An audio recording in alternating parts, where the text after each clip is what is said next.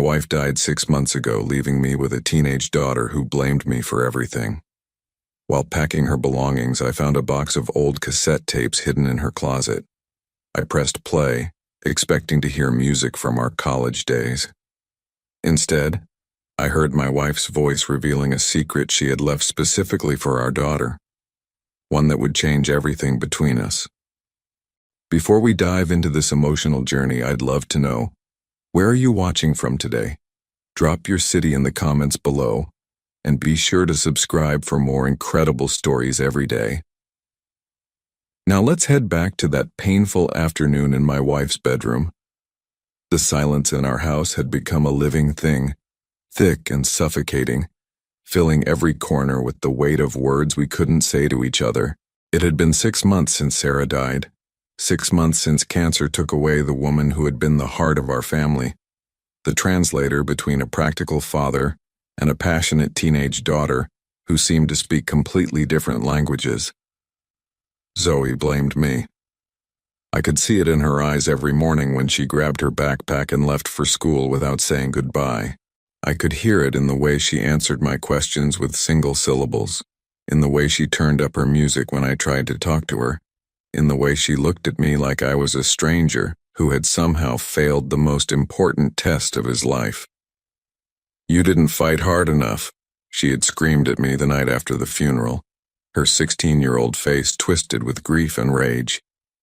"You just gave up. You let her die." I had tried to explain that we had done everything. Every treatment, every experimental drug, every prayer and hope and desperate bargain with a universe that seemed determined to take Sarah away from us. But Zoe didn't want explanations. She wanted someone to blame, and I was the only target left.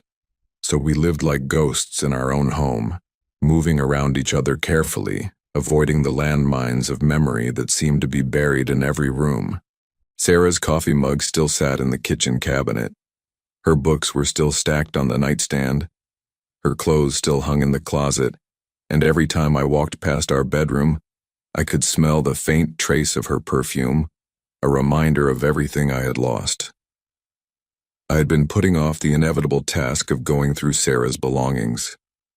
It felt like a betrayal, like I was erasing her from our lives one item at a time. But the grief counselor had been gentle but firm. Holding on to everything wasn't healthy for me or for Zoe.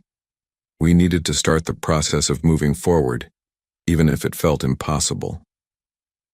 It was a gray Saturday afternoon in November when I finally forced myself to open the bedroom door and begin.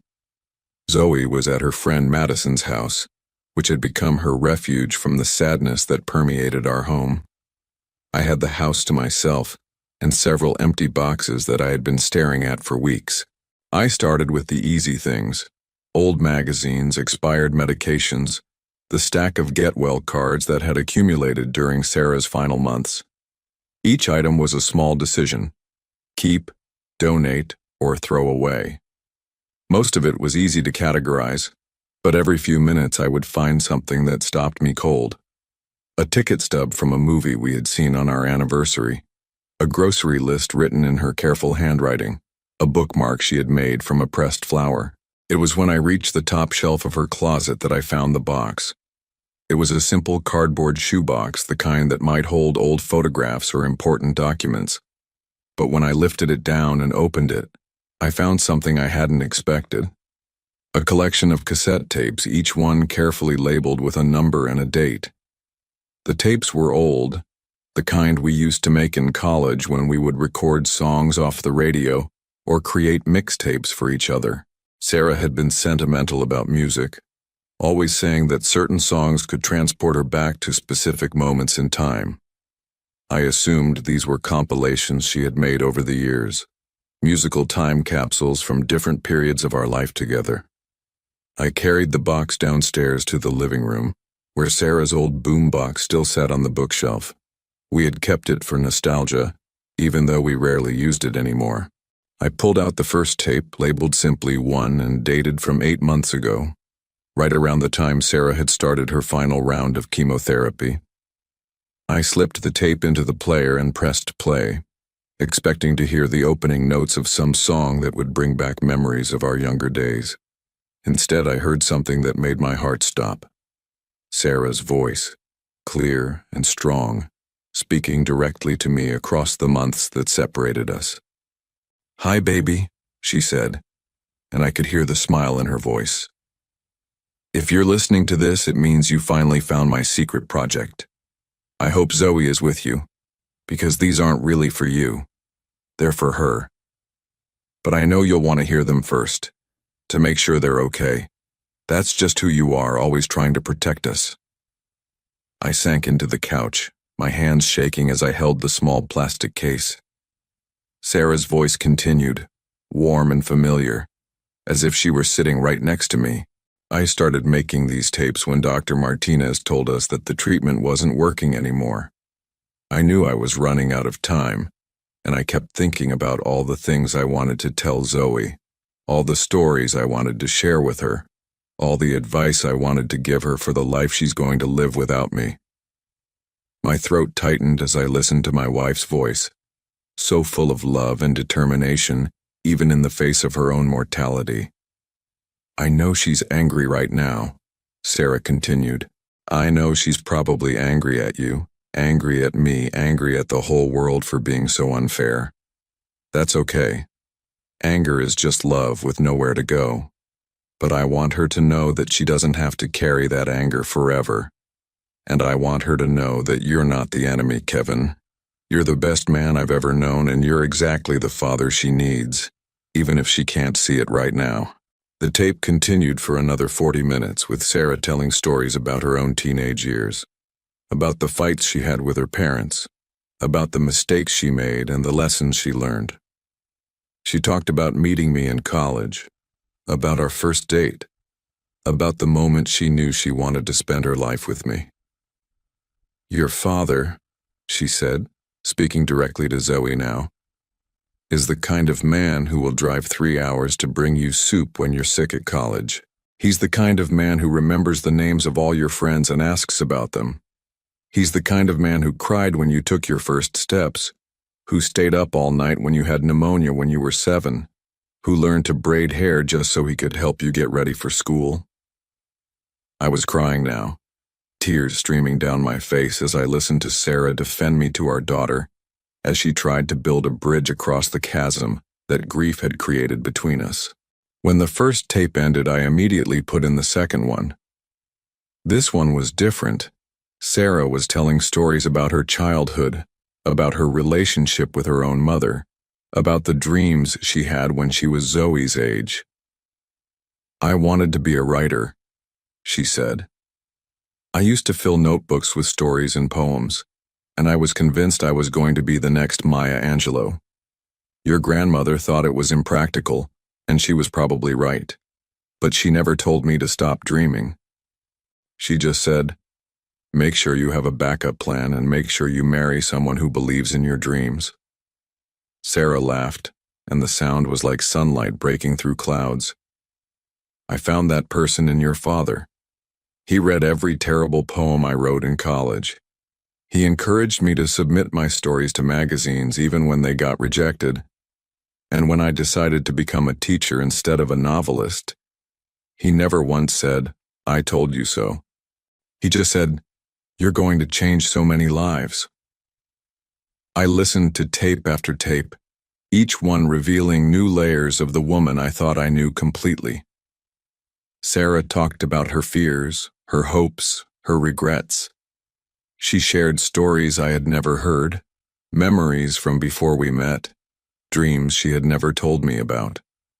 But more than anything, she talked about Zoe, about the day she was born, about her first word, about the way she used to fall asleep listening to Sarah read to her.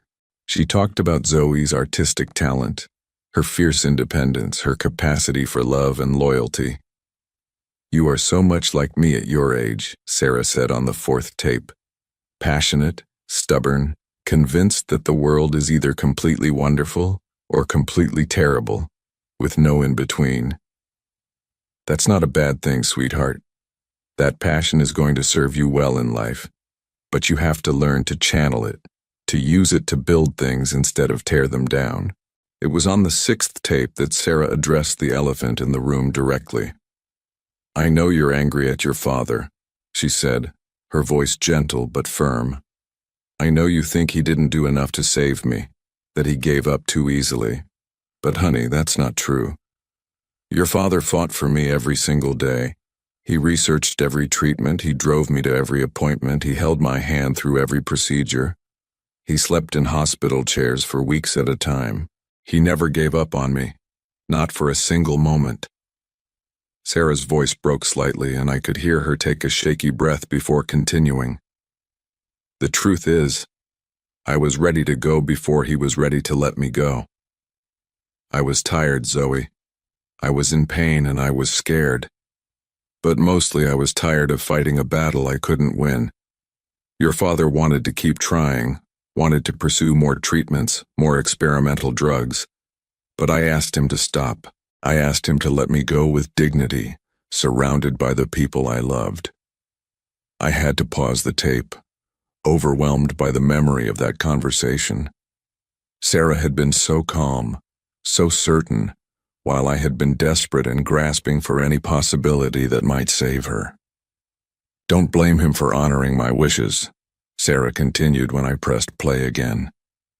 "Blame him for loving me enough to let me make my own choices, even when those choices broke his heart." I spent the entire afternoon listening to the tapes, each one a gift from the woman I had lost, each one a piece of her heart that she had left behind for our daughter. By the time Zoe came home from Madison's house, I had listened to 8 of the 12 tapes, and I was emotionally drained but also filled with something I hadn't felt in months: hope. Zoe found me in the living room, surrounded by the cassette tapes, my eyes red from crying. She stopped in the doorway, her expression shifting from her usual guarded hostility to something that looked almost like concern. "Dad? What's wrong? What are those?" I looked at my daughter, really looked at her, and saw Sarah in the curve of her cheek, in the way she tilted her head when she was curious, in the fierce intelligence that burned in her dark eyes. "They're from your mom," I said simply. "She made them for you." Zoe's face went through a series of emotions: confusion, disbelief, and then a desperate kind of hope that she was trying hard to hide. "What do you mean?" I held up one of the tapes. "She recorded stories for you, memories, advice, things she wanted you to know. She started making them when she got sick, when she knew." I couldn't finish the sentence, but I didn't need to. Zoe understood. "Can I?" she started, then stopped as if she was afraid to ask for something she wanted so desperately. "Of course," I said, moving over to make room for her on the couch. "I think we should listen to them together." Zoe hesitated for a moment, and I could see the internal battle playing out on her face. For months she had been holding on to her anger like armor, using it to protect herself from the full weight of her grief. Sitting down next to me, listening to her mother's voice together, would mean letting that armor down. Finally, she crossed the room and sat on the far end of the couch, as far from me as possible, while still being able to hear the tape player. "Start from the beginning," she said quietly. I rewound the first tape and pressed play. Sarah's voice filled the room again, warm and loving, speaking directly to our daughter. "Hi, my beautiful girl," Sarah said. "If you're listening to this, it means I'm not there to tell you these things in person. But I want you to know that even though I can't be with you physically, my love for you is going to last forever. It's going to be in every sunset you watch, every book you read, every time you laugh so hard your stomach hurts." I watched Zoe's face as she heard her mother's voice for the first time in 6 months. Her carefully constructed walls began to crumble and tears started streaming down her cheeks. "I have so many things I want to tell you," Sarah continued. "Stories about our family, about your father and me, about the woman I hope you'll become. But first, I want you to know that you are the best thing I ever did with my life. You are smart and talented and kind, and you're going to do amazing things in this world." Zoe was sobbing now, and without thinking, I moved closer to her on the couch. For a moment I thought she might pull away, but instead she leaned into me and I wrapped my arms around her for the first time since the funeral. We listened to the entire first tape together, crying and laughing as Sarah told stories about Zoe's childhood, about the time she tried to give the cat a haircut, about the elaborate fairy houses she used to build in the backyard, about the way she used to insist on wearing her Halloween costume to the grocery store in July. She remembered everything, Zoe whispered when the tape ended. "She loved you so much," I said. "We both do." For the first time in months, Zoe didn't pull away when I said that. Instead, she looked at me with something that wasn't anger or blame, but just sadness, the pure, clean sadness of missing someone we both loved. "Can we listen to another one?" she asked. We spent the next 3 hours listening to Sarah's tapes together. We heard stories about Sarah's own teenage years, about the fights she had with her parents, about the boy she thought she was going to marry before she met me, about the dreams she had and the mistakes she made. "I want you to know that it's okay to make mistakes," Sarah said on one of the tapes. "I want you to know that it's okay to fail sometimes, to not have all the answers, to feel lost and confused. That's all part of growing up. The important thing is to keep trying, to keep learning, to keep being kind to yourself and to other people." On another tape, Sarah talked about her relationship with me, about how we met and fell in love, about the early years of our marriage when we were broke and happy and convinced we could conquer the world together. "Your father," she said, "is the most patient man I've ever known. He's the kind of person who will listen to you practice the same piano piece 50 times without complaining. He's the kind of person who will drive around for an hour looking for the specific ice cream flavor you're craving. He's the kind of person who will love you even when you're being difficult, even when you're pushing him away, even when you're convinced that nobody understands you." I felt Zoe's body relax against mine as she listened to her mother's words. The anger that had been radiating from her for months was slowly being replaced by something softer, something that felt like the beginning of forgiveness. "I know you're probably angry at him right now," Sarah continued, as if she could see into the future, as if she knew exactly what would happen after she was gone. "I know you probably blame him for not being able to save me. But honey, some things can't be saved, no matter how much love we throw at them. Some things are just bigger than we are." Sarah's voice became softer, more intimate, as if she were whispering directly into Zoe's ear. "Your father loved me enough to let me go when I was ready to go. That's the hardest kind of love there is, the kind that puts the other person's needs before your own wants. Don't punish him for being brave enough to love me that way." By the time we finished listening to the fourth tape, it was nearly midnight. Zoe was exhausted, emotionally drained from hearing her mother's voice, from processing months of grief that she had been holding inside. "Dad," she said as we were putting the tapes away, "I'm sorry. I'm sorry for blaming you. I'm sorry for being so angry." I pulled her into a hug, and this time she didn't resist.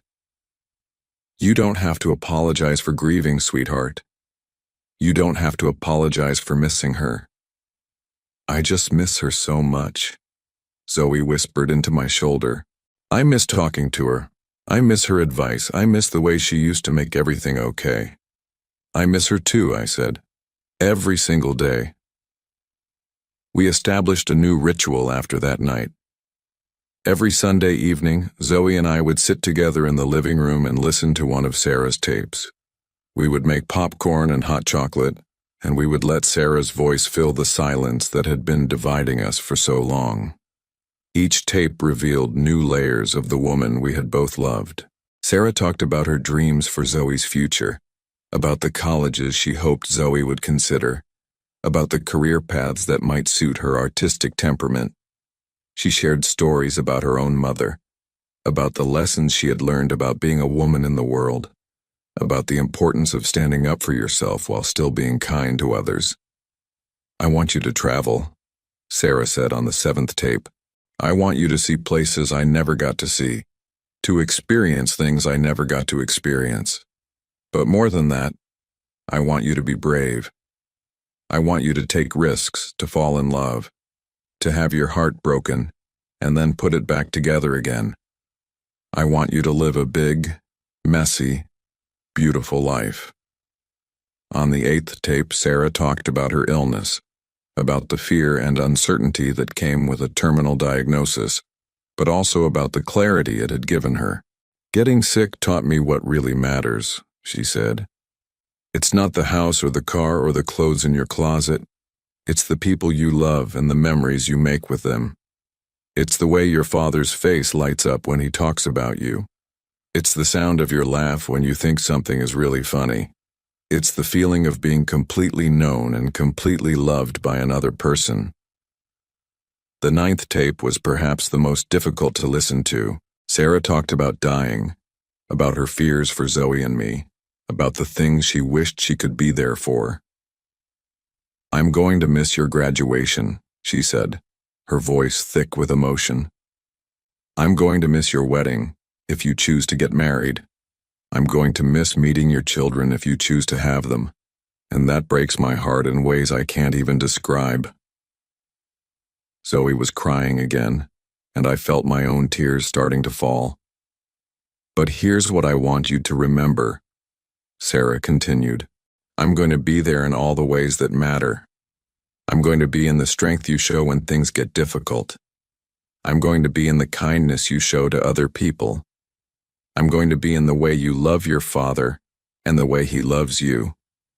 Love doesn't die when people die, Zoe. It just changes form." The 10th tape was different from all the others.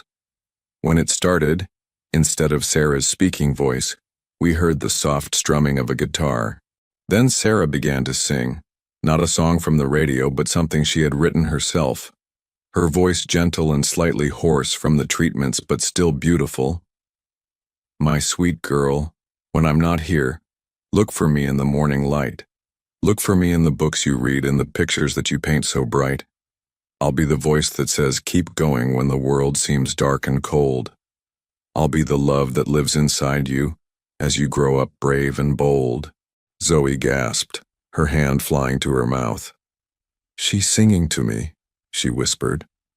"She wrote me a song." The melody was simple but haunting, and Sarah's voice carried all the love and tenderness that she had poured into raising our daughter. She sang about memories they had shared, about dreams she had for Zoe's future, about the unbreakable bond between a mother and daughter. "When you're scared and feeling lonely, when you don't know what to do, close your eyes and hear me singing. I believe in you. Though my arms can't hold you tightly, though my voice may fade away, in your heart, I'll keep on singing every single night and day." By the time the song ended, both Zoe and I were sobbing. It was the most beautiful, heartbreaking gift. Sarah's voice carrying a melody she had created just for her daughter, a lullaby that would last forever. "She used to sing to me when I was little," Zoe said through her tears. "When I had nightmares, when I was sick, when I couldn't fall asleep. I had forgotten how beautiful her voice was." "She wanted you to remember," I said, pulling Zoe closer. "She wanted you to have something that was just yours." The 11th tape was a collection of Sarah's favorite memories: our wedding day, the day Zoe was born, family vacations, quiet Sunday mornings, ordinary moments that had become precious in retrospect. "The best parts of life," Sarah said, "are usually the parts you don't think to take pictures of. They're the conversations in the car, the inside jokes, the way your family looks when they think no one is watching. They're the moments when you realize that this, right here, right now, is exactly where you're supposed to be." The 12th and final tape was the hardest to listen to. Sarah's voice was weaker, more tired, and I could tell it had been recorded near the end, when she was spending most of her time in bed. "This is my last tape," she said simply. "I don't have much energy left, but I have a few more things I need to say." She talked about her hopes for Zoe's future, about the woman she believed Zoe would become. She talked about her gratitude for the life she had lived, for the love she had experienced, for the privilege of being Zoe's mother and my wife. "I need you both to promise me something," Sarah said, her voice barely above a whisper. "I need you to promise me that you'll take care of each other. Zoe, your father is going to need you. He's going to be lost for a while and he's going to make mistakes, but he loves you more than anything in this world. Be patient with him. Help him remember how to laugh again." She paused, and I could hear her labored breathing through the speakers. "And Kevin," she said, speaking directly to me now, "Zoe is going to need you to be strong, even when you don't feel strong. She's going to need you to be her father and her friend, and sometimes her mother too. She's going to push you away sometimes, but don't let her. Keep showing up, keep loving her, keep believing in her even when she doesn't believe in herself." The tape was quiet for a long moment, and I thought it might be over. But then Sarah's voice came back, softer now, and she began to hum the melody from the song she had sung on the 10th tape. It was just a few bars, but it felt like a musical hug, a final reminder of the love that would always connect us. "I love you both so much," she said. "I love you more than all the stars in the sky, more than all the words in all the books, more than all the music that's ever been written. And that love is going to last forever. It's going to be with you when you're happy and when you're sad, when you're scared and when you're brave, when you're together and when you're apart." The tape ended with the soft click of the recorder being turned off, and Zoe and I sat in the silence that followed, holding each other and crying for the woman who had loved us enough to leave us this incredible gift. "She knew," Zoe said finally. "She knew exactly what we would need to hear." "She always knew what we needed," I said. "That was her superpower." In the weeks that followed, Zoe and I began to rebuild our relationship on the foundation that Sarah had laid for us. We talked more, laughed more, shared memories and stories and dreams for the future. The anger that had been consuming Zoe began to transform into something healthier, a deep sadness that we could share, a grief that brought us together instead of driving us apart.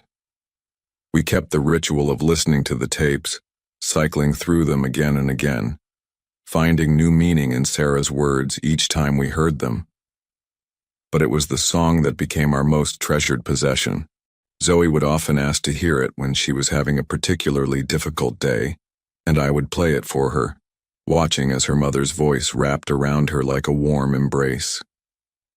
"Do you think Mom would be proud of me?" Zoe asked one evening as we were listening to the tape where Sarah talked about her hopes for Zoe's artistic career. "I think she would be amazed by you," I said. "I think she would be proud of your talent, but more than that, she would be proud of your heart. She would be proud of the way you've learned to carry your grief without letting it destroy you." Zoe started painting again, something she hadn't done since Sarah died. She created a series of portraits inspired by the stories on the tapes, images of Sarah as a young woman, as a new mother, as the vibrant, loving person we both remembered. But her masterpiece was a painting of Sarah singing, her face tilted toward the light, her mouth open in song, her eyes closed in peaceful concentration. I started writing again too, something I hadn't done since college. I wrote letters to Sarah telling her about Zoe's progress, about the ways we were healing, about how her tapes had saved us both. I never sent the letters, but writing them helped me process my own grief, helped me find words for feelings that had seemed too big for language. 6 months after we found the tapes, Zoe came to me with an idea. "Dad," she said, "I want to make a tape for Mom." "What do you mean?" "I want to record a message for her telling her about everything that's happened since she died, about school, about my art, about how we're doing. I know she can't hear it, but I think it would help me feel closer to her. We set up the old tape recorder in the living room, and Zoe spent an hour talking to her mother, telling her about her junior year of high school, about the boys she had a crush on, about the college applications she was starting to think about. She told Sarah about the paintings she had been working on, about the way she and I had learned to cook together, about the inside jokes we had developed while listening to the tapes. At the end of her recording, Zoe did something that took my breath away. She picked up her guitar, the same one Sarah had used to record her song, and she sang. Not Sarah's song, but a new one she had written herself, a response to her mother's lullaby. Thank you for the song you left me. Thank you for your voice so true. When the world gets dark and scary, I can hear you singing too. Though I miss you every morning, though I wish that you were here, in my heart you keep on singing, and your love casts out my fear. When Zoe finished her song, I made a tape too. I told Sarah about the man I was trying to become, about the father I was learning to be, about the ways her love continued to guide us even in her absence. You saved us, I said into the microphone. Even after you were gone, you saved us. You knew exactly what we would need, and you gave it to us. You gave us each other. A year after Sarah's death, Zoe and I were in a completely different place than we had been in those first dark months. We had learned to talk to each other, to support each other, to be a family of two instead of a family of three. The house was still full of Sarah's presence, but it no longer felt like a shrine to the past. It felt like a home where love lived, where memories were treasured, where the future was possible. On the anniversary of Sarah's death, Zoe and I visited her grave together. We brought flowers, sunflowers, her favorite, and we brought a small portable speaker. We played Sarah's song there in the cemetery, letting her voice carry across the quiet space, letting her melody remind us once again that love doesn't end when life ends. Thank you, I whispered to the headstone. Thank you for knowing what we would need. Thank you for loving us enough to leave us a roadmap back to each other. As we walked back to the car, Zoe slipped her hand into mine, something she hadn't done since she was a little girl. Dad, she said, I think Mom would be happy with how we turned out. I think so too, I said. I think she would be very proud of both of us. The tapes had given us more than just Sarah's voice. They had given us permission to grieve, to heal, to love each other imperfectly but completely.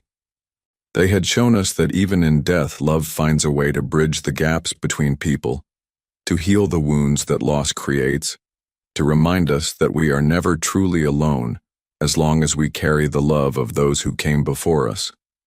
Sarah's voice, both spoken and sung, had become the soundtrack to our healing, the gentle guide that led us back to each other and forward into a future that she would never see but had helped us learn to embrace.